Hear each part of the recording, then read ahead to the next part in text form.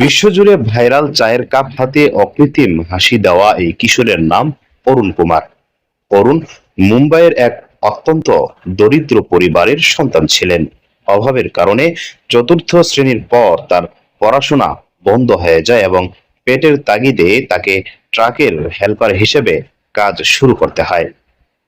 Truck চালক নেহেরু আন্নার সাথে কাজ করার সময় একদিন চা পান করার মুহূর্তে নেহেরু আন্নার একটি জোক শুনে অরুণ অট্ট হাসিতে ফেটে পড়েন।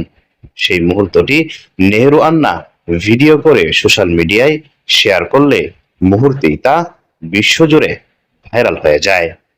ভাইরাল হওয়ার পর রাজ্য সরকারের হস্তক্ষেপে অরুণের জীবনের মোড় ঘুরে যায়। তিনি এখন ট্রাকের হেল্পারের কাজ ছেড়ে পুনরায় স্কুলে ভর্তি হয়েছেন এবং নিয়মিত পড়াশোনা করছেন। অরুণ এখন নিয়মিত ছাত্র হিসেবে আগামী বছর উচ্চ মাধ্যমিক পরীক্ষার প্রস্তুতি নিচ্ছেন। পড়াশোনা শেষ করে স্নাতক হয়ে একটি সম্মানজনক পেশায় যুক্ত হওয়াই তার বর্তমান লক্ষ্য। সাফল্যের চূড়ায় পৌঁছালেও অরুণ তার দুঃসময়ের সঙ্গী নেহেরু আন্নাকে ভুলেননি।